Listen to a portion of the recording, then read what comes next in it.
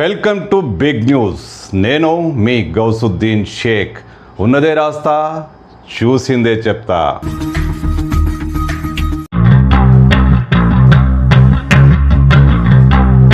ఇరాన్పై America Israel చేసిన దాడి, అది యుద్ధం సక్సెస్ అయింది. అమెరికాకు ఎలాంటి నష్టం వాటిల్లలేదు. ఇజ్రాయెల్ సురక్షితంగా ఉంది, కానీ ఇరాన్ పూర్తిగా ఓడిపోయింది. ఇరాన్ పూర్తిగా మోకాలొడ్డింది. ఇక మా వల్ల యుద్ధం కానే కాదు అంటూ చేతులెత్తేసింది. సర్వనాశనమైన ఇరాన్ అమెరికా ముందు చేతులెత్తేసింది. అంతేకాదు, అమెరికా అధ్యక్షుడు డొనాల్డ్ ట్రంప్ను మేము ఈ దేశాన్ని పాలించలేము, మా వాళ్ళ కాదు, మేమంతా ఓడిపోయాం, కాబట్టి మీరే వచ్చి మా దేశానికి వచ్చి ఇరాన్ సుప్రీం లీడర్గా పనిచేయండి అంటూ ఇరాన్ కీలక నేతలు డొనాల్డ్ ట్రంప్ను అభ్యర్థించారు.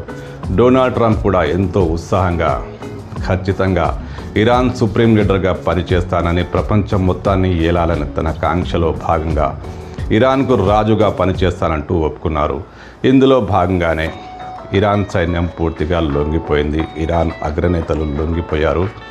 అమెరికా అధ్యక్షుడు డొనాల్డ్ ట్రంప్ ఇరాన్ సుప్రీం లీడర్గా పదవీ బాధ్యతలు చేపట్టారు. ఇరాన్ రాజగద్దెపై కూర్చొని శాసనాలు ప్రారంభించారు. అవును, ఇరాన్ సుప్రీం లీడర్గా డొనాల్డ్ ట్రంప్.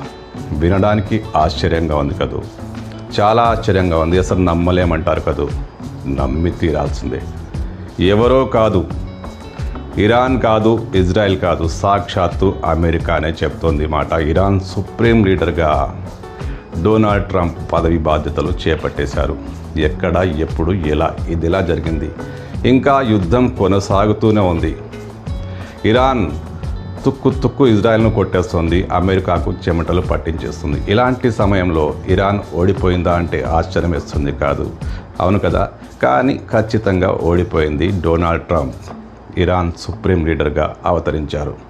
ఇది ఎలా జరిగిందంటే కలల్లో జరిగింది. ఎస్, డొనాల్డ్ ట్రంప్ మహాశయుడు కలలు కంటుంటాడు, ఏవేవో మాట్లాడుతుంటాడు. ఆయన సుదీర్ఘమైన కలగన్నారు. కలగనడం తప్పేం కాదు. మన అబుల్ కలాం కూడా చెప్పారు కలలు కనండి అని. ఆయన మాటే పట్టించుకున్నారేమో. ఈయన కలలు కంటూనే ఉంటాడు. ఆయన కలలో ఒక అద్భుతం ఆవిష్కరించింది. ఇరాన్ ఓడిపోయింది.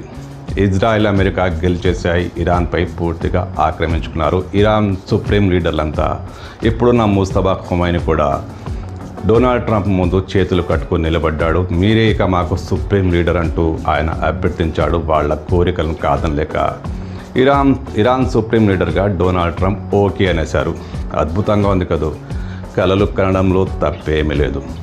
డొనాల్డ్ ట్రంప్ ఓ పిచ్చోడు, ప్రపంచంలో ఓ గ్లోబల్ పిచ్చోడు, మరీ మూర్ఖుడు. ఎప్పుడు ఏం మాట్లాడతాడో తెలియదు. అది అమెరికా వాళ్ళ దురదృష్టం కాదు, మన ప్రపంచం మొత్తం దురదృష్టం. ఓ మెంటల్ గాడు ప్రపంచాన్ని శాసిస్తున్నాడు. ఆయన కూడా కలగంటాడు. మెంటల్ గాడు అయితే నేను మెంటల్ గాలకే కలలెక్క వస్తాయి. ఆయన కలగన్నాడు, ఇరాన్ సుప్రీం లీడర్గా నేనే అంటూ ఆయన కలగన్నాడు. ఇదంతా ఎందుకు చెప్తున్నాను తెలుసా? స్వయంగా డొనాల్డ్ ట్రంప్ మహాశైలో వారే ఈ ప్రకటన చేశారు. ఇరాన్ మొత్తం ఓడిపోయే స్థితిలో ఉందని, దానికి సుప్రీం లీడర్గా నన్ను పనిచేయమని ఇరాన్ అభ్యర్థిస్తోందని అంటూ ఆయన మీడియా ముందు బొంకేశారు. ఆయన బొంకుతూనే ఉంటాడు. పని పాట లేని పిచ్చోడు, ఒక అగ్రరాజ్యానికి అధ్యక్షుడు, ప్రపంచానికి పెద్ద శాపం. ఎవరికైనా బాధ అనిపించవచ్చు కాక, కానీ ప్రపంచానికి శాపం డొనాల్డ్ ట్రంప్. ఆయన కలగన్నాడేమో, ఆ కలనే మీడియా ముందు పెట్టేశాడు. తప్పేం లేదు. అప్పట్లో ముంగేరి లాల్కే హసీన్ సప్నే అంటూ దూరదర్శన్లో ఒక సీరియల్ వచ్చేది. ఓ పిచ్చోడు ఆ సీరియల్లో ఎన్ని కలలు కనేవాడు. వాడే ముంగేరి లాల్. అద్భుతమైన కలలు కనేవాడు, ప్రపంచాన్ని శాసించే స్థాయి కలలు కనేవాడు. అచ్చం డొనాల్డ్ ట్రంప్ ఓ ముంగేరి లాల్ లాగా కలగనేశారు. ఇరాన్కు సుప్రీం లీడర్ అయ్యారు. వాస్తవాలు అందుకు విరుద్ధంగా ఉన్న ఆయన కలలు మాత్రం అలా ఉంటాయి.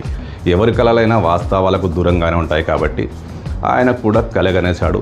ఇరాన్ సుప్రీం లీడర్గా మారిపోయాడు. తప్పేమీ లేదు భయ్యా. ఓ పిచ్చోడు కన్న కళ అచ్చం ఇలా ఉంటుంది. అటేమో ఇరాన్ పిచ్చి పిచ్చి పిచ్చి కొడుతోంది. ఇజ్రాయెల్ సర్వనాశనం అవుతుంది. ఇరాన్ సర్వనాశనమైనా సరే ఎదురుదాడిలో ఆ దేశాలను వణికిస్తోంది. అమెరికాకు చెమటలు పట్టిస్తుంది. ఇలాంటి పరిస్థితిలో పాపం ట్రంపుల వారు నిద్రపోయారేమో.